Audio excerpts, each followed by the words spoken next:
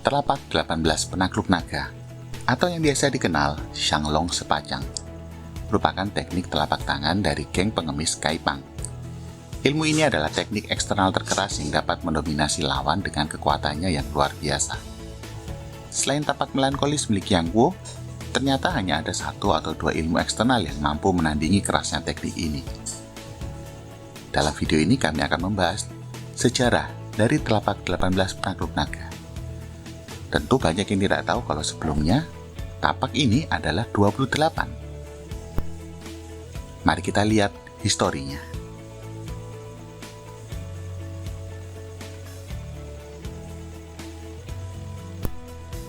Teknik pergerakan dari 18 telapak penakluk naga sebenarnya sangat simpel dan biasa-biasa saja. Tetapi gerakannya sangat kuat. Gerakannya sederhana namun mendalam. Xiaofeng pernah menjelaskan poin kunci dari ilmu ini adalah menyisakan energi dengan menariknya kembali. Kang Long Yu Hui, naga menyesal. Sehingga kekuatan dari tapak ini tidak ada batasnya. Mengingat satu-satunya kelemahan dari tapak ini adalah energi penggunanya yang cepat terkuras habis. Teknik ilmu ini tidak mengandalkan trik. Tidak adanya perubahan signifikan dalam gerakan. Tidak ada variasi-variasi yang sangat rumit. Sebaliknya, yang spesial dari teknik ini adalah penekanannya pada penggunaan kekuatan internal. Intinya, eksternal ini sangat membutuhkan teknik internal yang kuat. Semakin kuat internalnya, semakin dahsyat pula daya hancur yang dapat dihasilkan. Maka itu orang yang internalnya lemah tidak disarankan untuk mempelajari ilmu ini. Karena ilmunya akan stuck sejauh kekuatan internalnya. Selain itu, akan membahayakan nyawa dari penggunanya sendiri.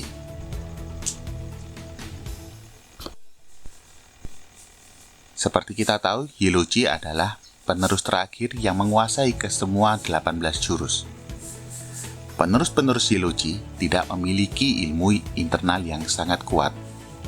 Karena itu bisa kita lihat ketua Kaipang setelah Yiluji tidak memiliki jurus, Guo Jing telah melatih ilmu ini hingga ke tahap sempurna.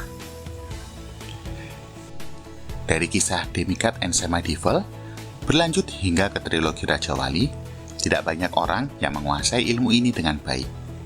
Ini adalah bukti bahwa orang dengan internal lemah tidak akan bisa menguasainya. Dan karena 18 tapak penakluk naga ini adalah teknik eksternal yang sangat keras, teknik ini tidak cocok untuk dilatih wanita. Jika kita menilik ke sejarahnya, kisah trilogi Raja Wali duluan ditulis oleh Opa Jin Yong. Dalam edisi awal novelnya, ilmu ini dikatakan sebagai ilmu warisan geng pengemis. Namun, Hong Qigong menciptakan sebagian jurusnya hingga terlengkapi menjadi 18 tapak. Kemudian, Opa Jin Yong merevisi novelnya. Kemudian, setelah novel Demigod and Semi-Devil kepada Suju. Dalam prosesnya, Suju dan Xiaofeng menghapus 10 tapak dan menjadikannya sebagai 18 saja.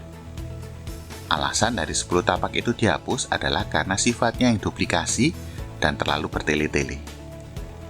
Pada prakteknya, Xiaofeng memang hanya menggunakan 18 tapak dari setiap pertempuran yang dia hadapi. Hanya 18 tapak intisari dan esensinya. Sisa 10 tapak adalah pengulangan yang tidak berarti. Dengan bimbingan Xiaofeng dan basis bela diri dari Suju yang lembut karena bersumber dari Xiao Yaopai, ilmu ini yang awalnya keras dan sangat keras, saat diwariskan ke pemimpin Kaipang berikutnya, memiliki elemen kelembutan. Ini adalah tapak 18 penakluk naga versi terbaik, saat Hong Qigong mewariskannya kepada Guo Jing. Meskipun 18 tapak yang dilatih Guo Jing sudah sempurna, namun di tangan Guo Jing, ilmu ini menjadi sangat hebat. Karena Guo Jing memadukannya dengan ilmu Jiuying. Hanya Guo Jing seorang yang bisa membawa ilmu ini menuju ke tingkat yang belum pernah terjadi sebelumnya.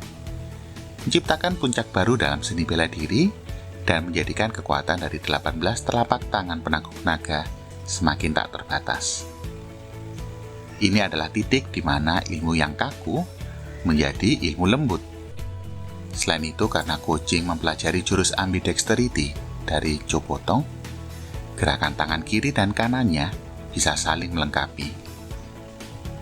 Ilmu 18 telapak ini yang dimainkan Kucing dapat dikatakan tidak ada seorang pun sebelumnya dan sesudahnya yang mampu menguasainya. Itulah alasan kenapa banyak orang menganggap 18 telapak dari Kucing lebih baik daripada 28 telapak dari Xiaofeng. Selain Kucing memiliki sumber internal yaitu Jiuyin yang menyuplai energi tanpa batas, prinsip kelembutan dan pengetahuan Jiuyin membuat telapak itu menjadi sangat komprehensif. Kucing melatihnya selama 10 tahun di Pulau Persik, menjadikan ilmu itu sempurna dan tanpa celah.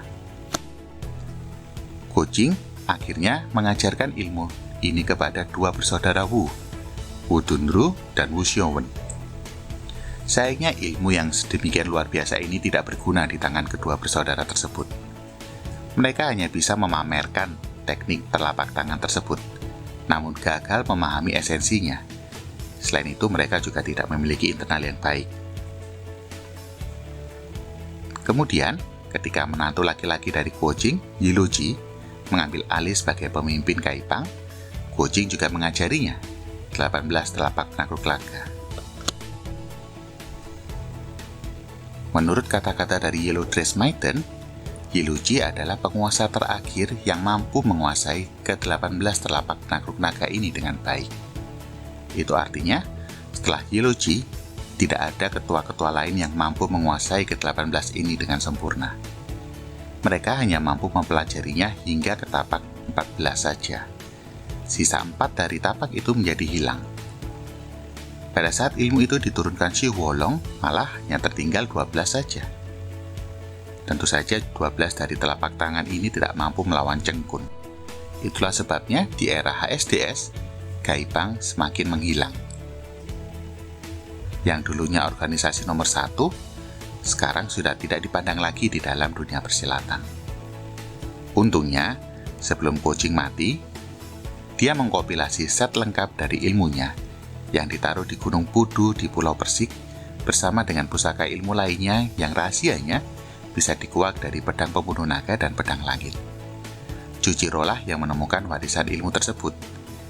Karena dia adalah wanita, ilmu itu tidak dipelajarinya, yang diberikannya kepada Zhang Wuji beserta dengan satu set Yuyin Chenjing. Tidak ada indikasi Zhang Wuji berniat mempelajari ilmu ini. Tanpa teknik itu, bela dirinya sudah jelas nomor 1 pada saat itu. Sehingga jejak ilmu dari ilmu 18 telapak penakluk naga pun hilang dari dunia persilatan. Itulah sejarah dari ilmu yang sangat dahsyat ini. Jangan lupa untuk like dan subscribe. Sampai jumpa di video-video yang lainnya.